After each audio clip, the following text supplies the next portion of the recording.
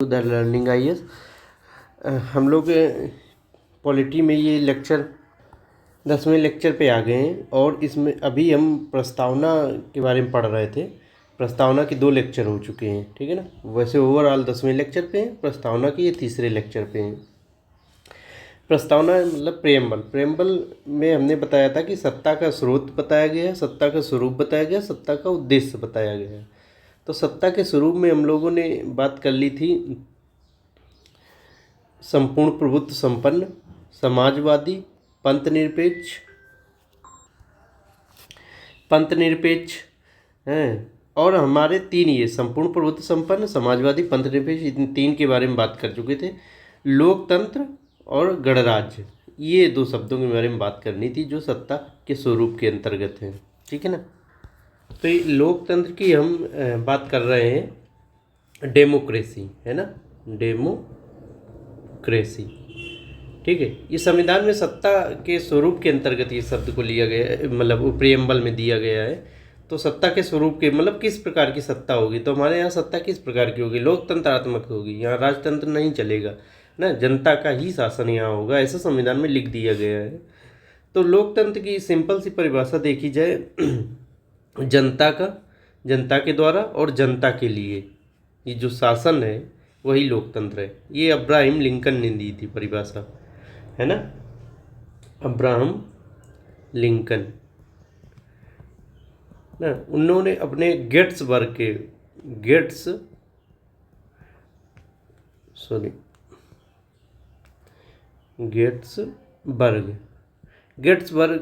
में भाषण दिया था। उसे गेट्सबर्ग का भाषण कहते हैं, प्रसिद्ध भाषण है।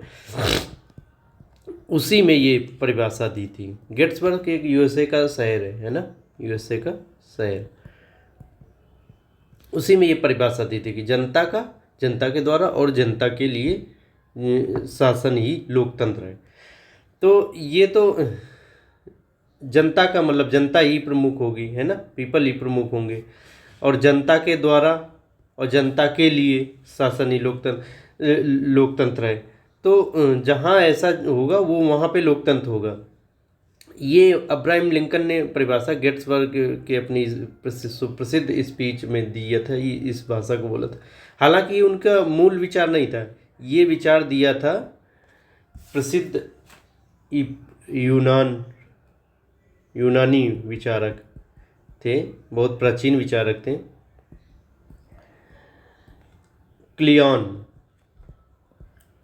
क्लियन।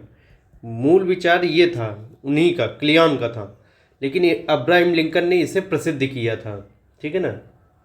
तो ये हुई।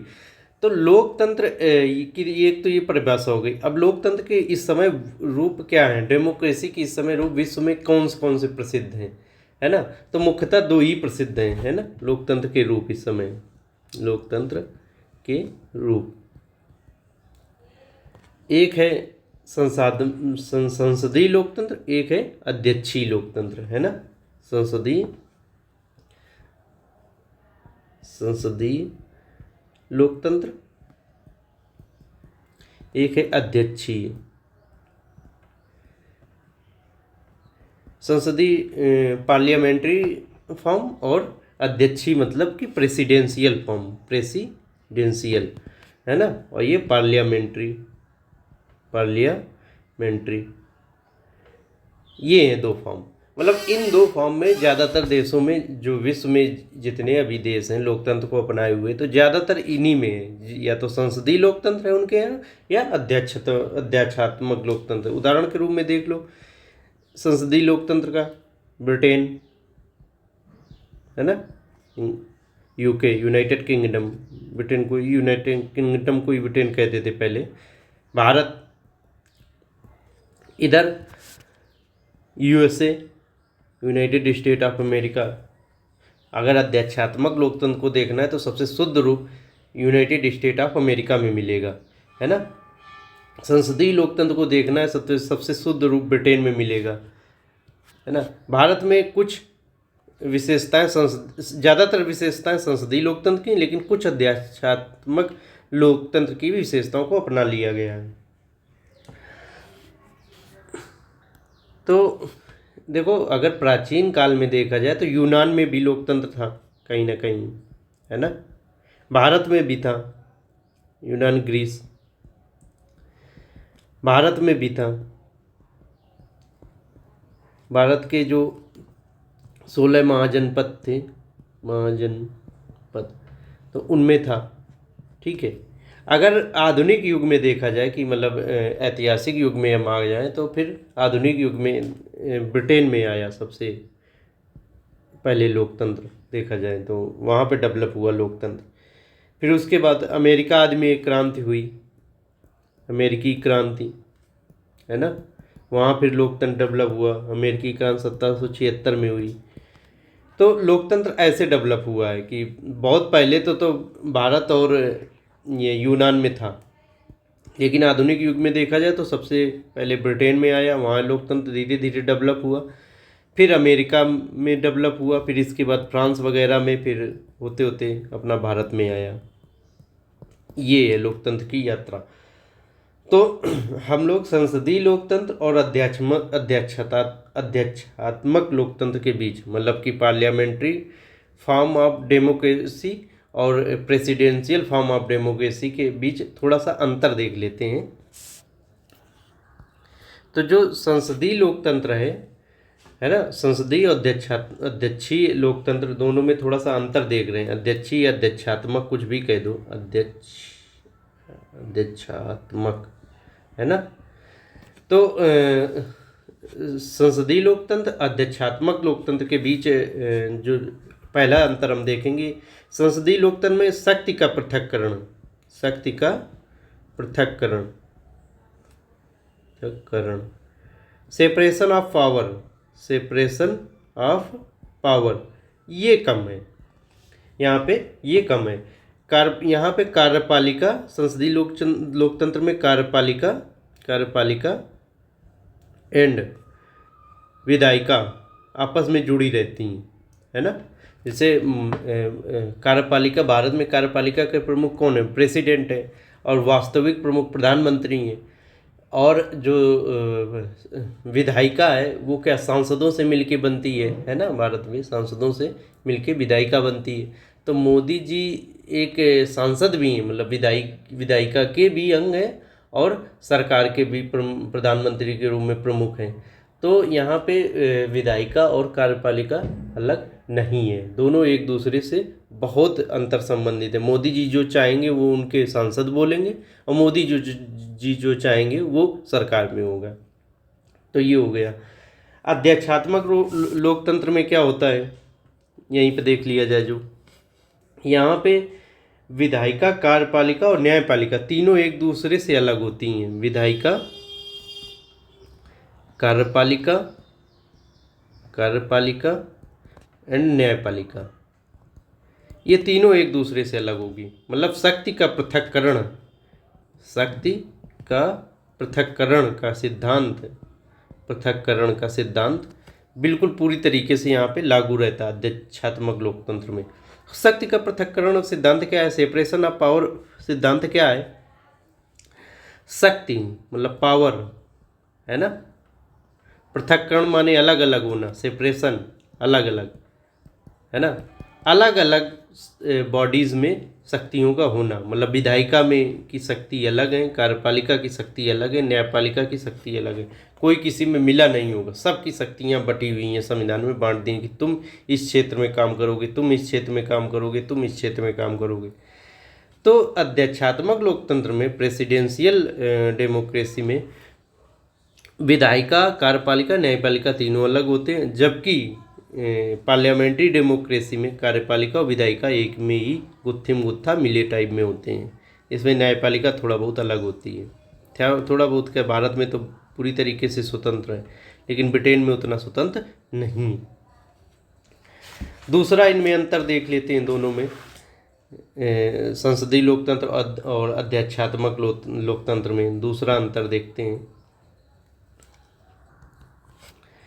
संसदीय लोकतंत्र में वास्तविक जो कार्यपालिका है, इसमें कार्यपालिका के दो रूप,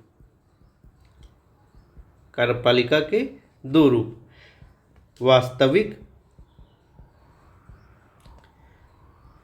और नाम मात्र, ये दोनों अलग अलग होते हैं, है ना। वास्तविक कार्यपालिका कौन है, जैसे अपने यहाँ देखा जाए तो अपने यहाँ पीएम नरेंद्र मोदी हैं, है ना। और नाम मात्र कार्यपालिका के अध्यक्ष हैं जो प्रेसिडेंट हैं,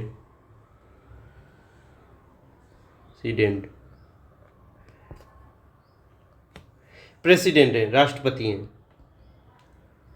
राष्ट्रपति हैं, है ना। तो नाम मात्र रूप में प्रमुख है ना राष्ट्रपति जी। तो जो प्रधानमंत्री कहेंगे वही राष्ट्रपति को करना होगा। जो मंत्रिपरिषद, हमारे यहाँ मंत्रिपरिषद के प्रमुख प्रधानमंत्री हैं, जो प्रधानमंत्री कहेंगे वही राष्ट्रपति करते हैं यहाँ पे। ऐसे राज्यों में जो चीफ मिनिस्टर कहेंगे वही राज्यपालों को करना होता है। तो वास्तविक कार्यपालिका मतलब वास्तव रूप में जो निर्णय लेते हैं वो प्रधानमंत्री हैं। नाम मात्र जिनके नाम पे शासन चल रहा है वो नाम मात्र की कार्यपालिका के अध्यक्ष हो गए। तो वास्तविक कार्यपालिका, नाम मात्र की कार्यपालिका संसदीय लोकतंत्र में अलग अलग होते हैं, जबकि यहाँ पे अध्यक्षात्मक लोकतंत्र में ऐसा नहीं होता है। अध्यक्षात्मक लोकतंत्र में नाम मात्र की जो कार्यपालिका है, नाम मात्र की कार्यपालिका एंड वास्तविक कार्यपालिका दोनों एक ही हैं। वहाँ अलग अलग कुछ भी नहीं है, एक ही पद है राष्ट्रपति का, प्रधानमंत्री है ही नहीं वहाँ पे। तो राष्ट्रपति का पद, जैसे यूएसए में जो बाइडेन इस समय राष्ट्रपति हैं, तो वही प्रमुख हैं, वही वास्तविक रूप से भी कार्यपालिका के अध्यक्ष हैं, वही नाम मात्र वाले के भी अध्यक्ष हैं। उसमें अलग अलग कुछ ऐसा पद है नहीं, वहाँ राष्ट्रपति ही सब कुछ करता है, वहाँ प्रधानमंत्री जैसा कोई पद नहीं है। तो ये हो गया एक ये संसदीय लोकतंत्र में तीसरा अंतर अब हम लोग देख रहे हैं। संसदीय लोकतंत्र में जो वास्तविक कार्यपालिका है, वास्तविक कार्यपालिका उसे कार्यकाल की सुनिश्चितता प्राप्त नहीं है। कार्यकाल कितना होगा कुछ नहीं पता। जब तक विधायिका का विश्वास बना हुआ है कार्यपालिका में, तब तक ही उसे कार्यकाल की सुनिश्चितता प्राप्त होगी। पीएम नरेंद्र मोदी तभी प्रधानमंत्री रह पाएंगे, पीएम नरेंद्र मोदी तभी प्रधानमंत्री रह पाएंगे तभी तक जब तक उन्हें संसद में बहुमत हासिल रहेगा, है ना, विधायिका में बहुमत हासिल रहेगा। जब संसद में उन्हें बहुमत हासिल नहीं रहेगा, मतलब लोकसभा में वो बहुमत साबित नहीं कर पाएंगे, वो प्रधानमंत्री पद से उन्हें इस्तीफा देना पड़ेगा। कई प्रधानमंत्री ने दिया है, जैसे अटल जी ने पहली बार 13 दिन में इस्तीफा दे दिया था। क्यों? क्योंकि उन्होंने लोकसभा में उन्हें विश्वास प्राप्त नहीं था, बहुमत प्राप्त नहीं था, है ना। तो कुल मिला के कहने का मतलब है कि वास्तविक कार्यपालिका, ये संसदीय लोकतंत्र में वास्तविक कार्यपालिका का कोई निश्चित कार्यकाल नहीं होता है ना। यहाँ पे नाम मात्र कार्यपालिका का निश्चित कार्यकाल हो सकता है, नाम मात्र कार्यपालिका का, पालिका के अध्यक्ष का निश्चित कार्यकाल हो सकता है, जैसे प्रेसिडेंट, है ना, 5 साल के लिए वो रहेंगे जब तक उन्हें महाभियोग की प्रक्रिया से नहीं हटाया जाएगा। अब यहाँ देख लेते हैं अध्यक्षात्मक लोकतंत्र में। यहाँ पे देखो कार्यपालिका को, यहाँ पे वास्तविक और नाम मात्र कार्यपालिका दोनों एक ही हैं। तो यहाँ पे कार्यपालिका को निश्चित कार्यकाल है, निश्चित कार्यकाल है। जैसे यूएसए में प्रेसिडेंट को 4 साल का कार्यकाल है ना, 4 साल का कार्यकाल है। तो 4 साल जो बाइडेन रहेंगे प्रेसिडेंट वहाँ पे, जब तक उन्हें महाभियोग की प्रक्रिया से वहाँ की विधायिका ना हटाए, ठीक है ना। तो ये तो वास्तविक कार्यपालिका थोड़ा ये या संसदीय लोकतंत्र में अस्थायी रूप से थोड़ा सरकार में अस्थिरता रहती है ना, कि जोड़ तोड़ के सांसद सरकार बनाया करते हैं। लेकिन जो यहाँ प्रेसिडेंशियल फॉर्म है गवर्नमेंट, ये अध्यक्षात्मक लोकतंत्र में थोड़ा सा स्थायी रहती है सरकार की, और जो बाइडेन अपना ज़्यादा स्वतंत्र निर्णय ले सकते हैं, ज़्यादा बोल्ड निर्णय ले सकते हैं। लेकिन यह संसदीय लोकतंत्र में ऐसा थोड़ा कम हो पाता है। अब चौथा अंतर देखते हैं इन दोनों के बीच में। यहाँ पे संसदीय लोकतंत्र में सामूहिक उत्तरदायित्व का सिद्धांत कार्य करता है।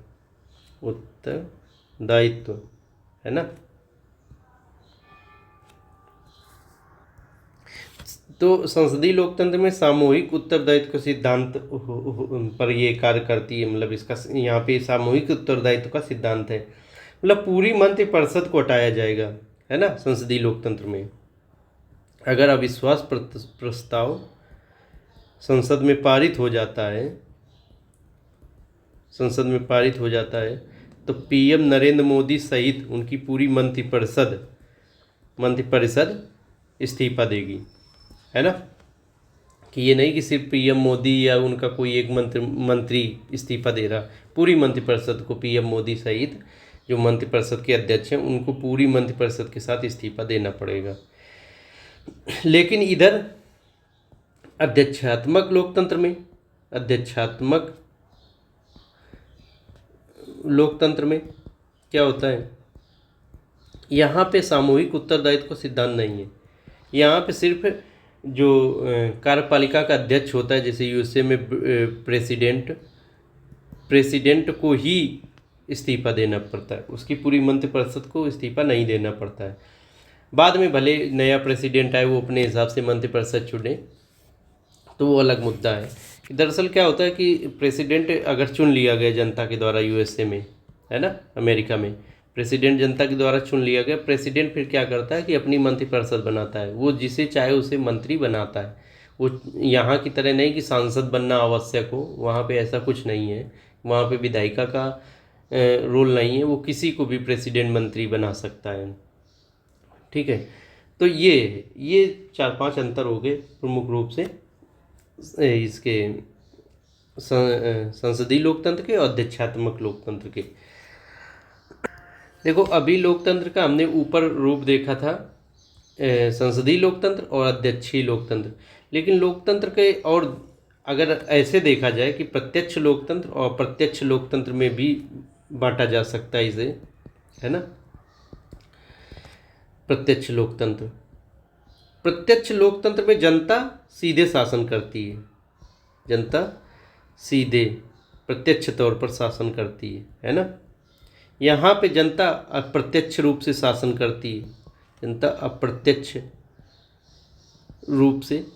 करती है, अपने प्रतिनिधियों के द्वारा शासन करती है ना। प्रतिनिधियों कि किसी को भेज दिया कि जाओ हमारे बदले आप शासन करो जाके, जैसा हम कहें, लेकिन जैसा हमने कह के भेजा उसी प्रकार आप शासन करना। प्रत्यक्ष लोकतंत्र के यूनान आदि में बहुत कम उस समय प्राचीन यूनान में अवशेष पाए जाते हैं, है ना। उस समय होता था प्रत्यक्ष लोकतंत्र की जनता बैठ जाती थी, फिर वो निर्णय लेती थी, है ना। बहुत बड़े बड़े सभागार होते थे, स्टेडियम टाइप में जनता बैठती थी, फिर उस जनता अपने आप से निर्णय लेती थी क्या करना है क्या नहीं करना है। लेकिन आधुनिक युग में ऐसा संभव नहीं है कि मान लो इस समय भारत की जनसंख्या 1,40,00,000,000 के लगभग पहुंच गई है, तो ऐसा नहीं कि 1,40,00,000,000 कोई निर्णय लेना है कि जैसे महिलाओं के स्वास्थ्य से संबंधित कोई बिल लाना है ना, या ये इंडियन पिनल कोड में संशोधन करना है ना, भारतीय दंड संहिता, या कुछ भी संविधान में संशोधन करना है। तो इन सब चीज़ों में कुछ भी करना है तो सब 1,40,00,000,000 लोग बैठें और फिर निर्णय लें, है ना। ऐसा संभव नहीं है, किस से कैसे निर्णय लिया जाएगा, इतना आदमी बैठेगा कहाँ। तो 1,40,00,000,000 क्या करते हैं कि 543 सांसद चुनते हैं, अपने अपने क्षेत्र से सांसद चुनते हैं। फिर सांसद आते हैं दिल्ली, यहाँ पे वो एक अपना नेता चुनते हैं जिसे प्रधानमंत्री कहते हैं, वही सरकार का प्रमुख होता है। फिर वो निर्णय लेगा पूरे भारत के बारे में। यही चीज़ होती है राज्य के बारे में कि वहाँ पे सब विधायक चुनती है जनता, विधायक फिर वो एक चीफ मिनिस्टर चुन लेते हैं, वो फिर उस राज्य के बारे में निर्णय लेते हैं। तो जनता यहाँ पे चुन के भेजती है प्रत्यक्ष लोकतंत्र में अपने प्रतिनिधियों को, जबकि प्रत्यक्ष लोकतंत्र में स्वयं सीधे जनता शासन करती है। अभी आधुनिक युग में अगर प्रत्यक्ष लोकतंत्र के अंश देखे जाए तो स्विट्जरलैंड में देखे जा सकते हैं, है ना। वहाँ पे अभी जनमत संग्रह कराया जाता है कई मुद्दों पे, जनमत संग्रह, है ना। ऑनलाइन कोई पेपर रिलीज कर दिया कि आप लोगों के क्या विचार हैं, जनता रखे कि ये होना चाहिए कि नहीं होना चाहिए, तो जनता जिसमें हाँ कर दिया सबने, तो फिर वो वाला निर्णय ले लिया जाता है। जो अगर ज़्यादातर जनता ने ना कर दिया तो फिर वो निर्णय नहीं लिया जाता है। तो जनमत संग्रह के द्वारा ये चीज़ देखी जाती है। स्विट्जरलैंड में अभी होता है बहुत थोड़ा, लेकिन वहाँ पे भी पार्लियामेंट है, लेकिन ये चीज़ें कुछ कुछ अपनाई जाती हैं। तो ये आधुनिक युग में ज़्यादा कुछ प्रत्यक्ष लोकतंत्र बहुत खास नहीं है, नहीं देश अपनाते हैं। आधुनिक युग में अप्रत्यक्ष लोकतंत्र खास है ना। तो अप्रत्यक्ष लोकतंत्र जो है, अप्रत्यक्ष लोकतंत्र ही अपनाया जा रहा है आधुनिक युग में। तो अप्रत्यक्ष लोकतंत्र के ऊपर जैसे बताया था कि दो रूप हैं, एक है एक है संसदीय, एक है अध्यक्षात्मक लोकतंत्र, अध्यक्षात्मक। यही दो लोकतंत्र प्रचलित हैं, है ना, अप्रत्यक्ष लोकतंत्र प्रणालियों में। और भी हो सकते हैं, लेकिन अभी शासन में यही दोनों प्रचलित हैं। तो अप्रत्यक्ष लोकतंत्र में प्रतिनिधियों के द्वारा जनता शासन करती, तो इसे प्रतिनिधि मूलक लोकतंत्र भी कहते हैं, है ना। क्या कहते हैं? प्रतिनिधि मूलक लोकतंत्र। तो ये हो गया इन दोनों में थोड़ा सा अंतर, प्रत्यक्ष लोकतंत्र और अप्रत्यक्ष लोकतंत्र। प्रत्यक्ष मतलब डायरेक्ट डेमोक्रेसी, है ना, डायरेक्ट डेमोक्रेसी। अप्रत्यक्ष लोकतंत्र इनडायरेक्ट, जनता सीधे भाग नहीं ले रही, इनडायरेक्ट रूप में भाग ले रही, अपने सांसद विधायकों द्वारा भारत में निर्णय की करवाती है कि हाँ आप ये करें जाके, वो करें जाके, ठीक है ना। तो ये हो गया हमारा लोकतंत्र का कंप्लीट। तो अब हम एक शब्द और सत्ता के स्वरूप जो हमने बताया था प्रस्तावना में, एक टर्म और बचा है, वो है गणराज्य, है ना, रिपब्लिक। गणराज्य के बारे में और बात कर। देखो, गणराज्य वही देश होगा जहाँ पे किसी देश को गणराज्य, रिपब्लिक इस वजह से कहेंगे जब वहाँ पे शासन का प्रमुख, जो शासन का मुखिया है, शासन का मुखिया, जैसे हमारे यहाँ शासन का मुखिया कौन है? प्रेसिडेंट हमारे यहाँ शासन का मुखिया है। तो जो शासन का जो हमारे यहाँ मुखिया है वो जनता द्वारा निर्वाचित होना चाहिए, है ना, निर्वाचित होना चाहिए, मनोनीत या वंशानुगत रूप से नहीं होना चाहिए। कि जैसे अभी हमारे यहाँ प्रेसिडेंट राष्ट्रपति द्रौपदी मुर्मू जी हैं, तब उनके बेटा बेटी नहीं बन जाने चाहिए वंशानुगत रूप में, है ना। तो बेटा बेटी उनके नहीं बनेंगे, या मनोनीत नहीं किया जाएगा कि प्रधानमंत्री मोदी जी जिसे चाहे उसे मनोनीत कर लें कि हाँ इन्हें हम राष्ट्रपति बनाएंगे, ऐसा नहीं होगा। निर्वाचन होगा, इलेक्शन होगा राष्ट्रपति का। निर्वाचन, देखो निर्वाचन दोनों हो सकता है, प्रत्यक्ष भी हो सकता है, अप्रत्यक्ष भी हो सकता है ना, प्रत्यक्ष और अप्रत्यक्ष। अप्रत्यक्ष निर्वाचन मतलब जनता अप्रत्यक्ष रूप से भाग ले रही है। जैसे भारत में प्रेसिडेंट के निर्वाचन में जनता अप्रत्यक्ष रूप से भाग लेती है, जैसे सांसद और विधायक चुनते हैं प्रेसिडेंट को, तो पहले सांसद और विधायकों को जनता ने चुन दिया, फिर वो लोग प्रेसिडेंट को चुने भारत में, तो ये क्या हुआ, जनता अप्रत्यक्ष रूप से भाग ली। तो निर्वाचन यहाँ पे भारत में प्रेसिडेंट का अप्रत्यक्ष रूप से होता है। प्रत्यक्ष रूप से निर्वाचन कहाँ होता है शासन के प्रमुख का?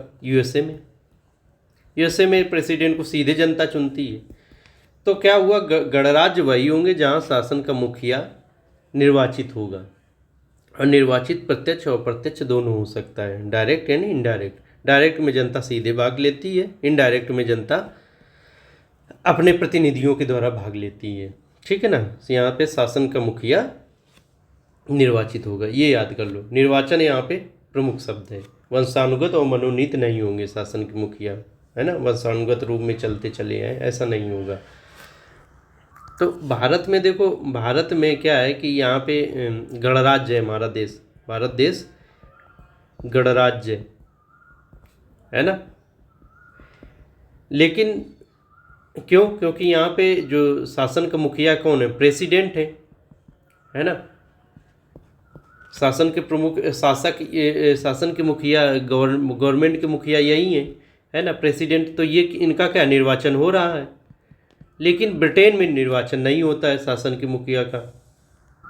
ब्रिटेन में शासन का मुखिया वहाँ का सम्राट होता है ना, सम्राट, राजा या रानी कोई भी हो सकता है। वहाँ पे कोई सम्राट का पुत्र पुत्री यही सब बनते चले जाते हैं। आप नेट पे डाल के चेक करना तो पता चलेगा कि वहाँ पे इस समय कौन है शासन का मुखिया, कौन राजा है या रानी है, ठीक है। लेकिन भारत में क्या है, प्रेसिडेंट चुने जाएंगे हर 5 साल में, है ना, 5 साल में चुने जाएंगे। तो भारत एक गणराज्य है, इसीलिए रिपब्लिक डे मनाया जाता है। रिपब्लिक डे हमारे यहाँ 26 जनवरी को, मतलब कि भारत एक रिपब्लिक है, देश है ना। तो रिपब्लिक डे 26 जनवरी को मनाया। तो हमारा अब देखो प्रियम्बल में, प्रस्तावना में, प्रियम्बल में 3 चीज़ें हमने कहा था दी हुई हैं। सत्ता का स्रोत, सत्ता का स्वरूप, सत्ता का स्वरूप और सत्ता का उद्देश्य। तो सत्ता का स्रोत हमने बताया था जनता है, भारत में पीपल है। सत्ता के स्वरूप में 4-5 चीज़ें थीं। कौन कौन सी चीज़ें थीं? 4-5 जो जिसे हम देख लें। पहली, संपूर्ण प्रभुत्व संपन्न, संपूर्ण प्रभुत्व संपन्न, ये पढ़ चुके हैं हम, है ना। दूसरी चीज़ थी समाजवादी, मतलब हमारा सत्ता कैसा होगा, समाजवाद पे आधारित होगा, हमारी सरकार समाजवादी होगी, है ना, समाजवादी। तीसरी चीज़ पंथ निरपेक्ष। ये सब चीज़ों के हम अर्थ देख चुके हैं, क्या मतलब है, इस प्रस्तावना में ये शब्द लिखे हुए हैं। चौथी चीज़ अभी देख रहे थे, लोकतंत्र, है ना। 5वीं चीज़ गणतंत्र। ये 5 चीज़ें हमने सत्ता के स्वरूप में देख चुके हैं। अब हम पढ़ेंगे सत्ता का उद्देश्य। तो सत्ता के उद्देश्य में पहली चीज़ रहेगी न्याय। दिया है, मतलब हमने सत्ता पहले तो प्राप्त कर ली जनता द्वारा, फिर सत्ता का स्वरूप कैसा होगा हमने बता दिया। ये 5 चीज़ें होंगी, सत्ता इस प्रकार की होगी। अब सत्ता का उद्देश्य, मतलब सरकार का उद्देश्य क्या होगा, क्या प्राप्त करना है? तो कहें न्याय दिलाना है लोगों को, है ना।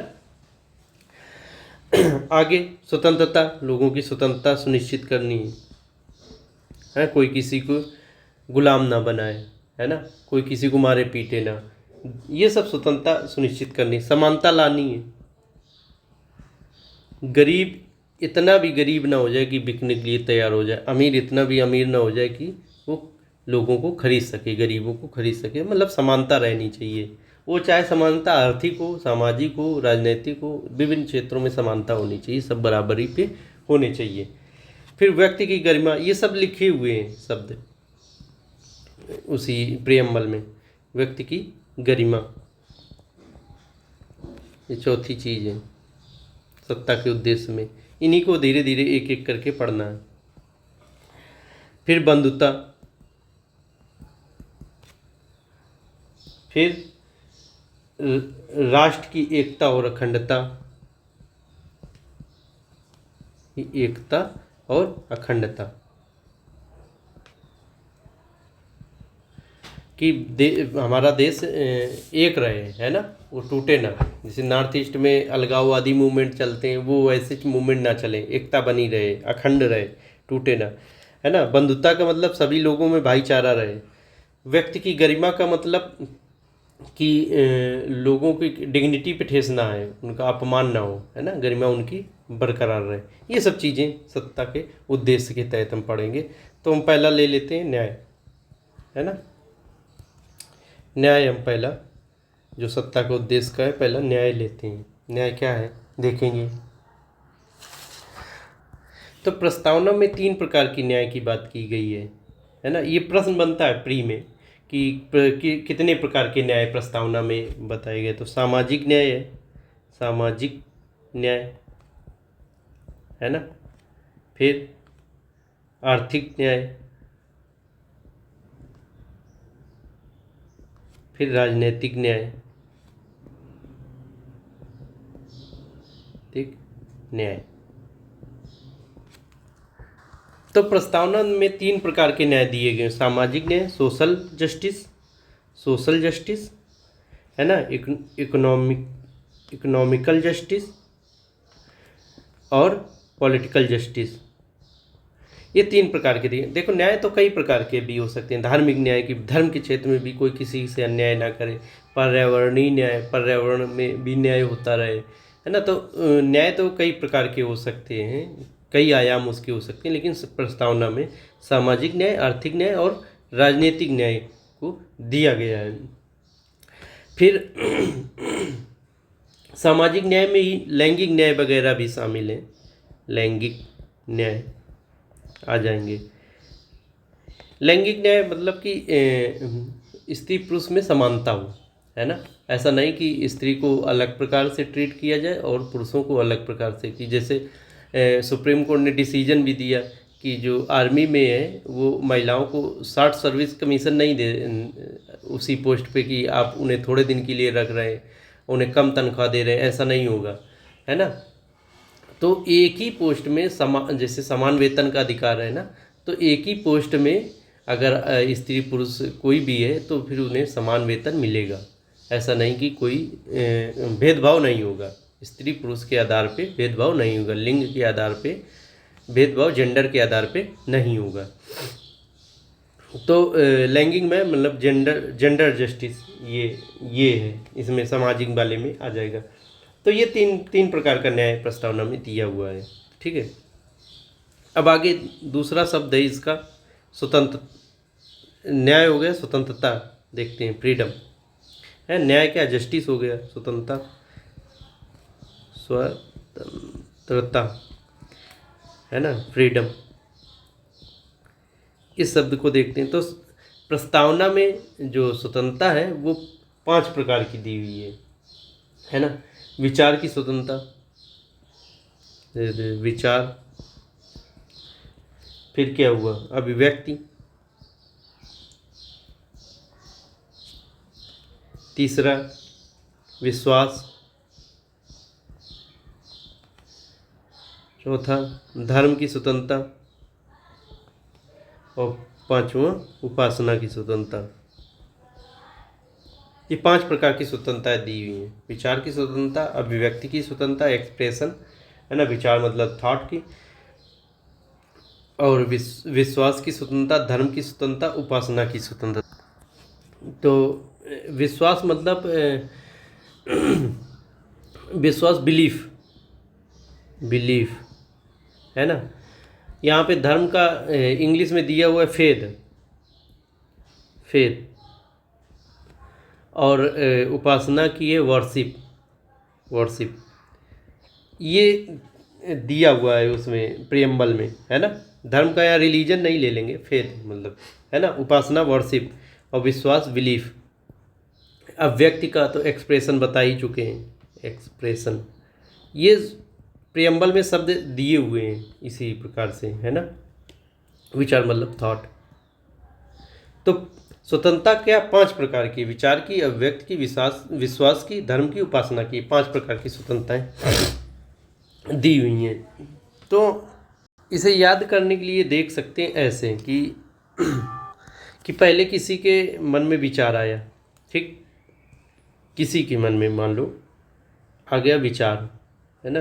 कोई ये आदमी है, इसके मन में विचार आया, फिर इस विचार को इसने अव्यक्त किया। तो विचार क्या है, विचार एक आंतरिक क्रिया है ना, आंतरिक क्रिया है ना, इंटरनल मैटर है कि मन में मनन करना, चिंतन करना, तो उसने विचार किया, है ना। एकांत में जाके, एकांत में ज़्यादातर विचार का कॉन्सेप्ट आता है कि चिंतन मनन एकांत में उसने किया, तो विचार एक आंतरिक किया। तो पहले उसने आंतरिक रूप में मनन किया, अंदर उसके हुआ, पहले उसके विचार आया मन में, फिर क्या वो बाह्य क्रिया पर आया, मतलब एक्सप्रेशन किया, है। तो विचार एक्सप्रेशन क्या है, बाह्य क्रिया है, बाह्य क्रिया। तो पहले उसके विचार आया किसी के दिमाग में, फिर उसने एक्सप्रेस किया समाज में, है ना, कि देखें ये विचार हमारा एक्सेप्ट होता है कि नहीं होता है, गलत है कि सही है, समाज उस पर क्या रिएक्शन देती है, कहीं ऐसा तो नहीं हमें मारने दौड़ने पीट पड़े। तो सरकार का कहना कि आप आंतरिक रूप से विचार कर सकते हैं, अपने मन में विचार कर सकते हैं, आपको कोई मनाही नहीं होगी, ये स्वतंत्रता है आपकी, इसे एक्सप्रेस भी कर सकते हैं, लोगों के सामने रख भी सकते हैं, ये भी आपके लिए स्वतंत्रता है ना। तो विचार क्या हुआ, एक आंतरिक क्रिया हो गई, एक्सप्रेशन क्या हुआ, एक बाह्य क्रिया हो गई, है ना। इसमें एक्सप्रेशन में आदमी मौखिक रूप से भी एक्सप्रेस करता है ना, मौखिक रूप से, लिखित रूप से, किसी भी प्रकार से एक्सप्रेस कर सकता है, हाव भाव से अपने, ठीक है ना। ये सब अभिव्यक्ति के रूप में, हाव भाव से, हाव भाव से कैसे कि इशारों से ना कोई अपना एक्सप्रेशन करता है, तो वो ये सब की स्वतंत्रता होगी। तो इसका वही है कि इसका उद्देश्य क्या होता है कि अपने विचार को प्रकट करना, लोगों तक अपने विचार को, अपनी बात को पहुंचाना। फिर आ गया विश्वास, पहले हो गया विचार, फिर अभिव्यक्ति। पहले मान लो पहले किसी के मन में विचार कोई आया, फिर उसने अभिव्यक्त किया लोगों के सामने, फिर विश्वास पे। तो विश्वास पे बात आती कि जैसे उसका जो उसने विचार रखा लोगों के सामने, अभिव्यक्त किया, अगर उसमें बहुत सहमति हो गई तो फिर क्या है, वो विश्वास करने लगेगा आदमी उस पर अपना, तो वो आगे बढ़ता है, फिर विश्वास करने लगता है उस विचार पे। फिर उसे जब ज़्यादा वो विश्वास प्रगाढ़ हो जाता है तो वो धर्म बन जाता है। फिर वो धर्म जब ज़्यादा प्रगाढ़ होता है तो फिर उसको पूजा अर्चना करने लगता है। इसे याद करने का एक और तरीका है ऐसे कि ये 5 लाइन बार अगर याद किया जाए तो पहले किसी को, कोई लड़का है मान लो, तो लड़की को प्यार करने का विचार आया, है ना, कि हम आई लव यू बोलेंगे, तो उसने अभिव्यक्त किया, एक्सप्रेशन दिया, आई लव यू बोला जाके, एक्सप्रेस किया जाके, है ना।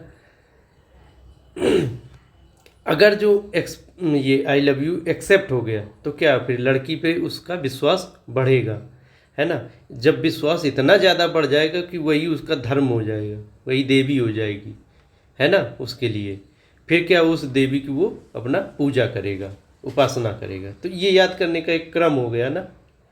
ज़्यादातर जुडिशरी वाले बच्चे ज़्यादा ऐसे क्रम में याद करते हैं, यहाँ भी अच्छा है कि अगर याद कर लिया जाए। तो विश्वास जो है ये इसमें कोई भी संविधान सम्मत विचारधारा में अगर देखा जाए, संविधान सम्मत विचारधारा, संविधान के सम्मत जो विचारधारा होगी उस पर आप विश्वास कर सकते हैं। इसका आपको पूरी खुली छूट है, स्वतंत्रता है। इस देश का नागरिक किसी भी विचारधारा को अपना सकता है ना। इससे क्या, एक सामाजिक संस्कृति डेवलप होती है, कंपोजिट कल्चर, मतलब मिली जुली संस्कृति डेवलप होती है, अलग अलग विचार के लोग आएंगे आपके पास। तो विश्वास, संविधान सम्मत कोई भी विचारधारा हो उस पर आप विश्वास कर सकते हैं। यहाँ पे ये आपको स्वतंत्रता। संविधान सम्मत क्या, संविधान के अगेंस्ट, मतलब विरोध में कोई भी ऐसी विचारधारा जो संविधान उसका अपोज करता हो, ऐसे में आप नहीं कर सकते। जैसे कि अब हमें आतंकवादी बनना है तो संविधान तो उसे मनाही करता है ना, तो आप आतंकवाद विचारधारा में आप विश्वास नहीं कर सकते, उस चीज़ की स्वतंत्रता आपको नहीं है। फिर धर्म में क्या, किसी भी रिलीजन को स्वीकार कर सकता है यहाँ का, है ना, यहाँ का आदमी किसी भी धर्म को अपना सकता है। फिर धर्म में क्या, पूजा पद्धति दी हुई होती है ना, ये धर्म का व्यवहारिक रूप है ना। ये उपासना जो है धर्म का व्यवहारिक रूप है, व्यवहारिक, कि जैसे धर्म में कोई देवी देवता है तो उसे कैसे हमें उसकी पूजा करनी है, ये उपासना में आता है। तो ये व्यवहार में दिखेगा ना कि वो मंदिर बना रहा, वहाँ ऐसे पूजा अर्चना कर रहा, हवन कर रहा, या कोई मुस्लिम का है तो वो मस्जिद बना रहा है, वो कैसे नमाज अदा कर रहा है, तो ये सब उपासना के तहत है कि नमाज अदा करना, मस्जिद बनाना और या मंदिर बनाना या पूज हवन करना, ये सब उपासना के अंतर्गत है। धर्म क्या है? हिंदू धर्म, इस्लाम धर्म, ईसाई धर्म, ये सब धर्म है। इसमें जो पूजा अर्चना की विधि दी गई वो उपासना पद्धति होती हैं। तो इन सब की आपको स्वतंत्रता होगी। आगे वाला अब टर्म आता है समानता का। समानता ये दी हुई ना कि जो सत्ता के उद्देश्य के तहत दो हो गए, न्याय और स्वतंत्रता। अब समानता पे देखते हैं, इक्वलिटी। तो प्रस्तावना ने दो प्रकार की समानता, समानता देखो वैसे समानता शब्द बहुत व्यापक है ना, समाजवाद से निकला हुआ है। इसे आगे पढ़ेंगे हम लोग मौलिक अधिकार में, जब समाजवाद को पढ़ाएंगे। अभी यहाँ पे प्रस्तावना के दृष्टिकोण से थोड़ी बात करेंगे। तो समानता दो प्रकार की दी हुई है प्रस्तावना। प्रतिष्ठा की समानता और अवसर की समानता। अवसर की समानता।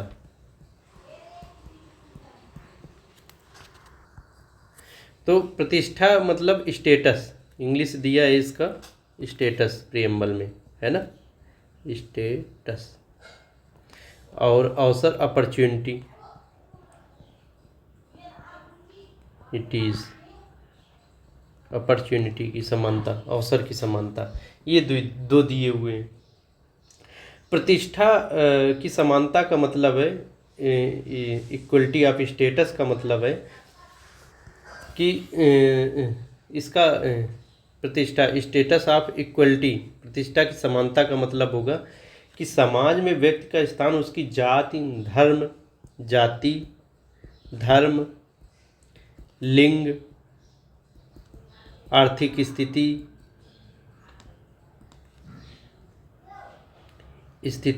आदि से निर्धारित नहीं होगा। समाज में किसी व्यक्ति का स्थान, है ना, उसकी जाति, धर्म, लिंग, आर्थिक स्थिति आदि के द्वारा निर्धारित नहीं होगा। सभी व्यक्ति समान समझे जाएंगे, है ना, समान समझे जाएंगे, है ना। किसी को जाति के आधार पे हम उसका स्थान निर्धारित नहीं करेंगे कि तुम फला जात के, पुला जात के तो तुम नीचे होगे, हम अपर कास्ट के हैं तो हम ऊपर होंगे, ऐसा नहीं होगा। तुम फला धर्म के हो, मुस्लिम हो तो आप नीचे रहोगे हमसे, ये आपको सरकारी नौकरी में कम आरक्षण मिलेगा, ये वो कुछ नहीं होगा, है ना। आपको शिक्षा के अवसर कम कर दिए जाएं धर्म के नाम पे, ऐसा नहीं होगा। तो प्रतिष्ठा की समानता होगी, मतलब जाति की समानता, मतलब जाति के आधार पर भेदभाव नहीं, धर्म के आधार पर भेदभाव, लिंग के आधार पर भेदभाव नहीं कि स्त्री और पुरुष को अलग अलग रूप में देखा जाए, ऐसा कुछ नहीं। सभी को समान शिक्षा, स्वास्थ्य के अवसर मिलेंगे। आर्थिक स्थिति, कोई अमीर गरीब नहीं देखा जाएगा।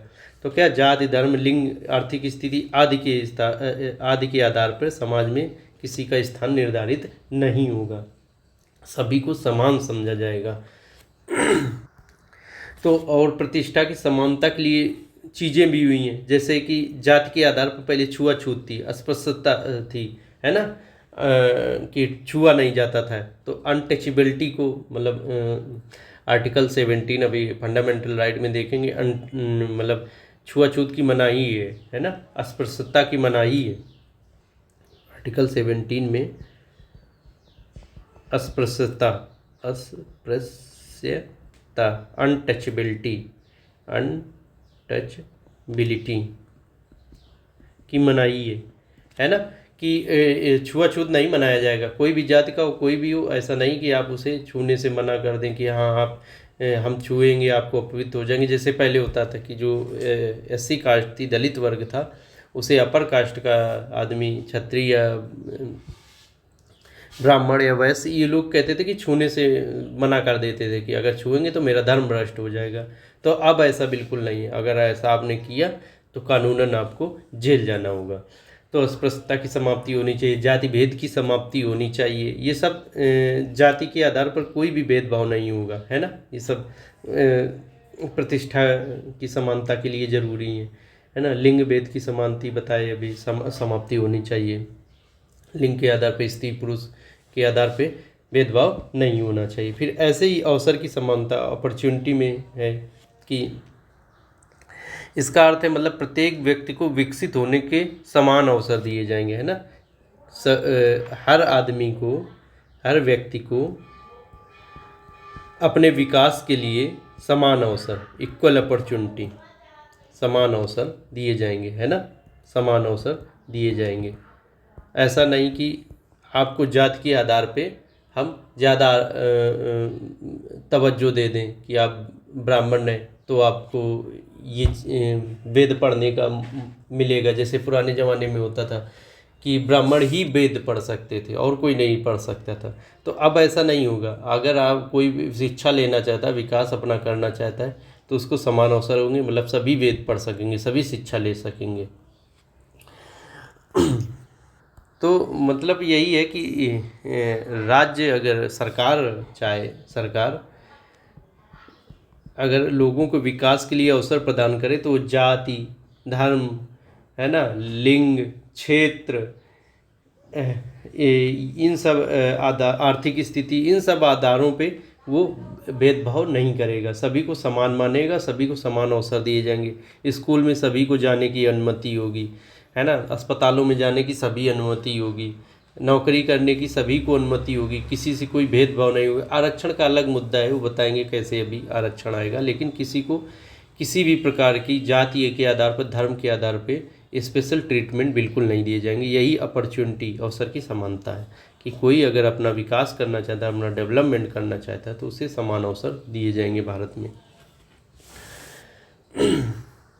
तो इस प्रकार से हमने देखा कि न्याय भी पढ़ लिया हमने, स्वतंत्रता भी पढ़ ली, समानता भी पढ़ ली। अब व्यक्ति की गरिमा और पढ़ते हैं, है ना। व्यक्ति की गरिमा, व्यक्ति की गरिमा,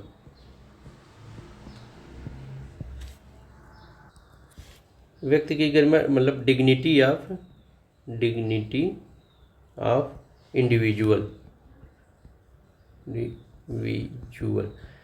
सबकी डिग्निटी मेंटेन रहे, गरिमा मेंटेन रहे, सम्मान बना रहे, है ना। इसका मतलब व्यक्ति की गरिमा का तात्पर्य यह है कि प्रत्येक व्यक्ति को मानवीय गरिमा से परिपूर्ण जीवन देना, मानवीय गरिमा से परिपूर्ण जीवन, है ना।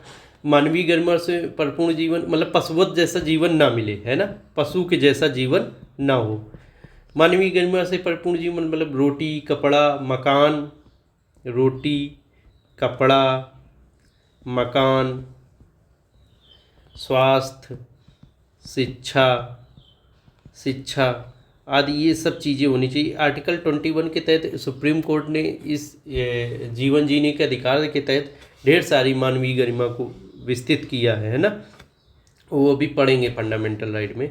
तो रोटी होनी चाहिए, कपड़ा होना चाहिए, मकान होना चाहिए, स्वास्थ्य हो, शिक्षा हो, मनोरंजन हो, रोजगार का अधिकार हो, ये सब मानवीय गरिमा के। ऐसा नहीं कि कोई भूखों मर रहा हो, किसी के तन पे कपड़ा ना हो, है ना, और कोई बीमारी से तड़प तड़प के ना मरे, अशिक्षित कोई शिक्षा लेना चाहता है और उसे शिक्षा ना मिले, ऐसा नहीं होना चाहिए। सरकारी स्कूल खोले, है ना, सरकारी स्कूल इसीलिए खोली है, फ्री में शिक्षा दे रही क्लास 8 तक, बिल्कुल। और आगे की जो भी शिक्षा है तो बहुत नॉमिनल उसकी फीस है।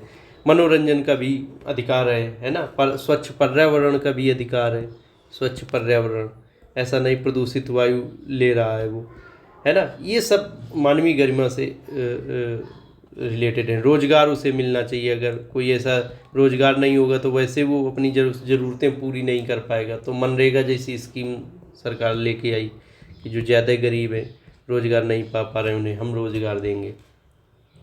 तो ये हुआ मानवीय गरिमा से परिपूर्ण जीवन जो होगा वो व्यक्ति की गरिमा को सुनिश्चित करेगा। अब इसके बाद देखते हैं कौन सा टर्म बचता है। अब देखते हैं बंधुता बचा है, राष्ट्र की एकता और अखंडता बचा है। तो बंधुता का क्या मतलब हुआ? बंधुता, तो बंधुता का इंग्लिश है फ्रेटर्निटी,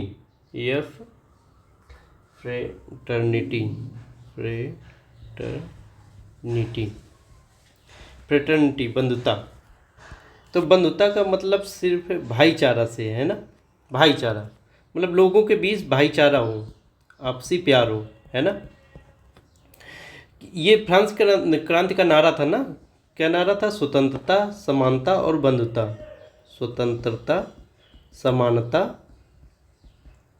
एंड बंधुता, ये फ्रांस की क्रांति का नारा था। तो बंधुता मतलब भाईचारा, लोगों के बीच जब तक एकता नहीं होगी, भाईचारा नहीं होगा, तो राष्ट्र का निर्माण कैसे होगा? सब एक मिलजुल के कैसे बनेंगे भारत देश के निवासी और भारत को आगे ले जाने के लिए, है ना। तो बंधुता यही फ्रांस की क्रांति के नारा से मतलब प्रभावित है कॉन्सेप्ट। तो बंधुता एक इंडिविजुअल टाइप का कॉन्सेप्ट है ना, इंडिविजुअली किसी पे फोकस करता है। लेकिन जो एकता और अखंडता भी बताएंगे, एकता एवं अखंडता, ये राष्ट्रीय स्तर के कॉन्सेप्ट हैं, है ना। ये इंडिविजुअल पर बंधुता फोकस करता है, लेकिन एकता और अखंडता राष्ट्रीय स्तर पर फोकस करता है। तो अब एक और टर्म बचा है, एकता एंड अखंडता। अखंडता, है ना। एकता यूनिटी, यूनिटी, और अखंडता इंटेग्रिटी, इंटेग्रिटी, ये और बचे। तो एकता ये एक मनोवैज्ञानिक संकल्पना है ना, जो नागरिकों के बीच एक होने की भावना को विकसित करने पे जोर देती है। मतलब एक होने की भावना, एक होने की भावना, मनोवैज्ञानिक मतलब मन में जो आए, है ना, एक होने की भावना मन में आती है, वो है ये बंधुता। मतलब तमाम विविधताओं के, हम अलग धर्म अलग जाति के हैं, लेकिन फिर भी सब हम एक हैं, ऐसी भावना आना एकता के अंतर्गत। और अखंडता एक भौगोलिक संकल्पना है, ज्योग्राफिकल कॉन्सेप्ट है ना, भौगोलिक संकल्पना।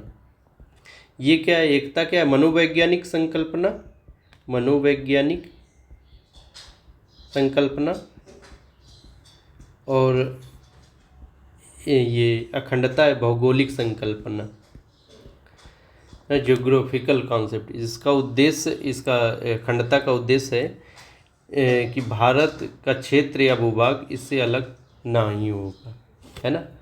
भारत का कोई भी क्षेत्र इससे अलग, कोई भी चीन इस पे अटैक करके इसका कोई भी राज्य या क्षेत्र को छीनेगा नहीं। जैसे ये डोकलाम विवाद में हुआ था कि वो उधर से चीन की सेना आ गई, तो ऐसा नहीं है कि चीन अब भारत पे अटैक करके कोई ज़मीन छीन ले जाएगा, हम उसके लिए लड़ेंगे, है ना। अखंडता रखेंगे, अपने भारत को टूटने नहीं देंगे, है ना। पाकिस्तान हम पे अटैक करके ज़मीन हमारी छीन नहीं पाएगा, हम अपने जम्मू कश्मीर को नहीं देंगे, है ना, भारत को टूटने नहीं देंगे। अखंडता एक भौगोलिक कॉन्सेप्ट हो गया, है ना। तो अखंडता शब्द को बाद में जोड़ा गया था 42वें संविधान संशोधन द्वारा।